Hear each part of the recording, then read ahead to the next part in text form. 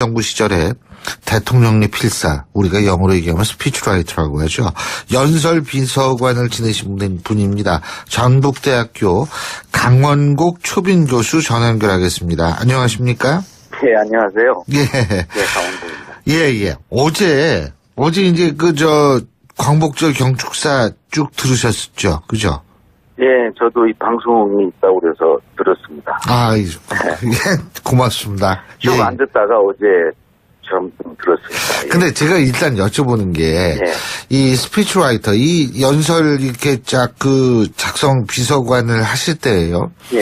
예를 들면은 광복절 축사도 있고, 중요한 어떤 때마다 이렇게 대통령의 연설이 있지 않습니까? 예. 거기에 주안점을 두는 그 부분은 어떤 부분이에요? 쓰실 때.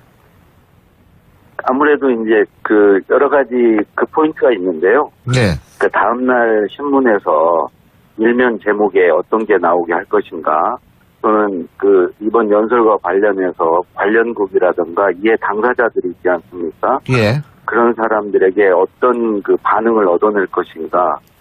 그러니까 연설을 듣고 나서 그 반응을 예상하면서 쓰죠. 예. 그리고 이제 목표한 반응이 있을 테고. 네. 그게 이제 그런 반응이 일어나면. 예. 그 연설이 잘 된 거죠.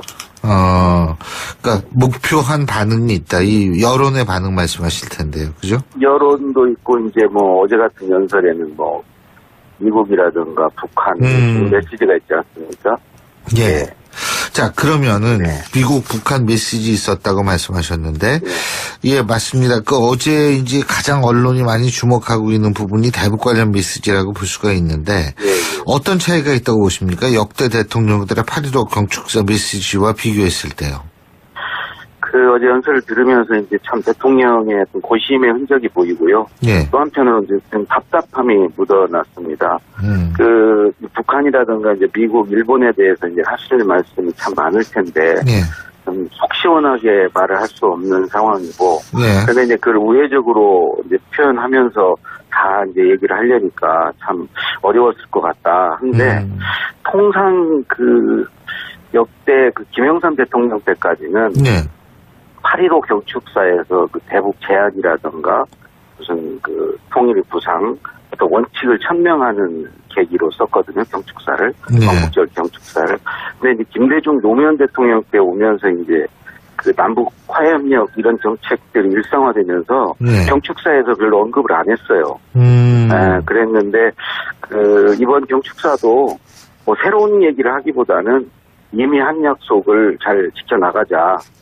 그래서 이제 북한이 이행할 의지가 있으면 6.15 13 합의를 국회에서 제도화하겠다.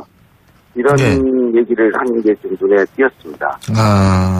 그렇군요. 그러니까 6.15라든지 14 합의에서 이 얘기한 것을 지키자라는 의미다. 이런 말씀이신데요. 근데 이제 아까 미국과 북한에 대한 어떤 언급이 있었고 거기에 대한 반응 이런 것도 목표할 수 있다 이런 말씀하셨는데 바로 그 부분이 뭐냐면 한반도에서 또다시 전쟁은 안 된다. 누구도 대한민국의 동의 없이 군사행동을 결정할 수 없다.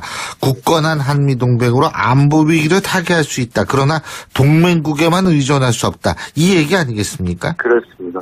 예. 그러니까 대한민국 운명은 우리 스스로 결정한다는 거죠. 네. 이건 당연한 자주국가로서 당연한 얘기고요. 예. 노무현 대통령도 이제 첫 번째 광복절 연설에서 자주국방 얘기를 했었거든요. 이제 그런 과 괴를 같이 하는 것 같고요. 네. 그럼에도 일각의 우려를 불식하기 위해서 미국도 이제 이와 생각이 다르지 않다. 이렇게 대통령 얘기해야 되는 상황이 참 안타깝다. 이런 느낌을 받았습니다. 그게 어떤 의미죠? 다 아시지 않습니까? 예. 미국과의 어떤 불협화음을 걱정하고, 예.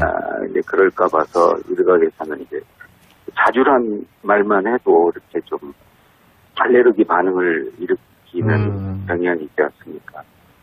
당연한 건데, 우리가 우리 운명을 당연히 결정하고, 우리 땅에서 전쟁이 일어나서 안 된다고 얘기하는 건 공상 그래야 되는 거 아니겠습니까? 그렇죠. 근데 미국이 아직 구체적인 반응이 없는 것 같아요. 미국 또 뭐 아침 뉴스를 보면 뭐 미국의 어떤 예를 경고다 이렇게 또 뭐 기사가 나오고 하던데 뭐 그럴 일은 아닌 것 같습니다. 그리고요, 네. 데일 메시지에서는 일제강점기 강제동원 고통이 계속되고 있다. 일본 지도자들의 결단이 필요하다. 이런 얘기는 했는데, 네. 일본군 위안부 재합의에 대해서는 구체적인 언급이 없었다. 이런 얘기가 나오는데, 이 부분은 어떻게 보십니까?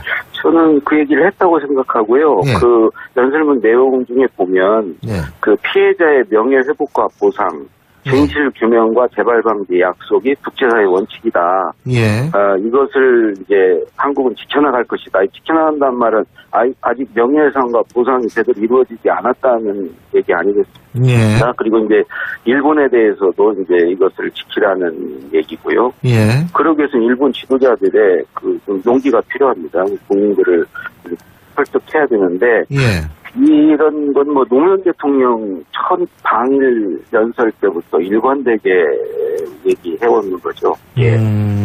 그렇군요. 예. 알겠습니다. 그리고 저희가 이제 앞서 일부에서 바른정당의 주호영 원내대표하고 인터뷰를 했는데, 네. 주호영 원내대표가 어제 연설에서 아주 잘한 부분이라고 꼽은 게 어떤 부분이냐면요. 이 독립운동 하신 분들 최고의 존경과 예우로 보답하겠다.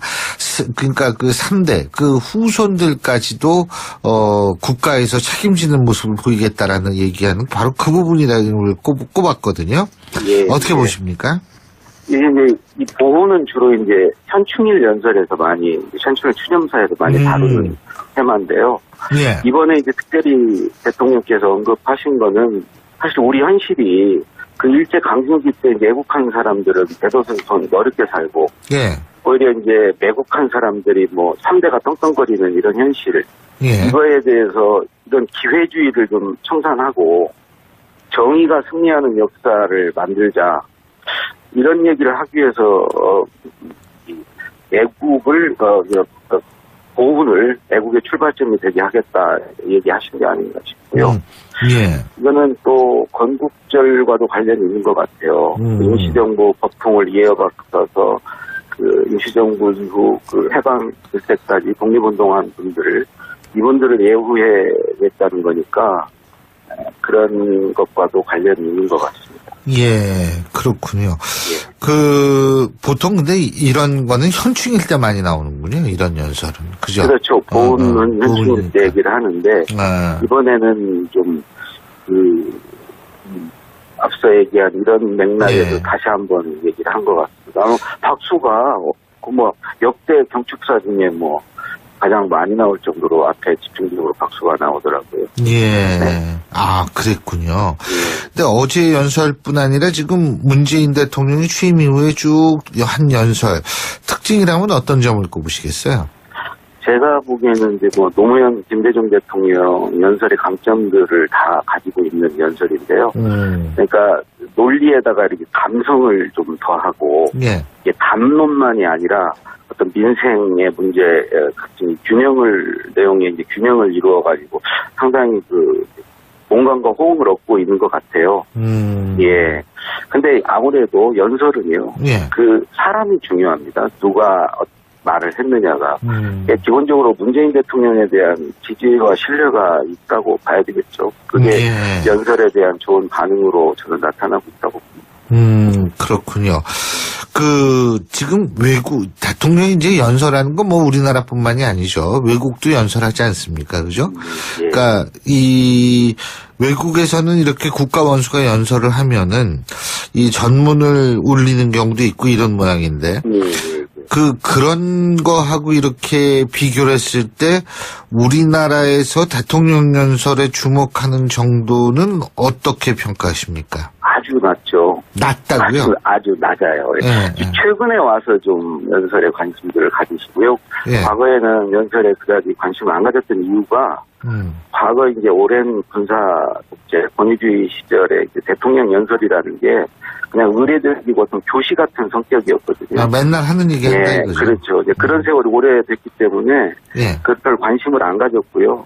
민주화가 된 이후에도 우리가 관용의 문화가 사실 자리 잡지 됐지 않습니까? 예, 그렇죠. 그래서 다르고 차이가 있는 걸 이렇게 받아들이는 게 안 되기 때문에 그런 거에서 이제 기본적으로 자기와 다른 생각은 아예 들으려고 하지를 않아요. 그래서 지금 같은 상황에서는 아무래도 이제 더 우리 민주주의가 성숙해질 때까지는 그 미국과 뭐 유럽 같이 지도자 연설에 이렇게 관심을 전 국민이 갖는 건 기대하기가 좀 어렵지 않나. 앞으로도 당분간은 문재인 대통령 시절에 때 그런 때를 맞기를 저는 바랍니다. 예. 앞으로 문재인 대통령 이런 연설 해줬으면 좋겠다 뭐 이런 바람이 있으세요? 저는 하나 노무현 대통령이 계속 시도했다가 안 됐던 유머가 있는 연설.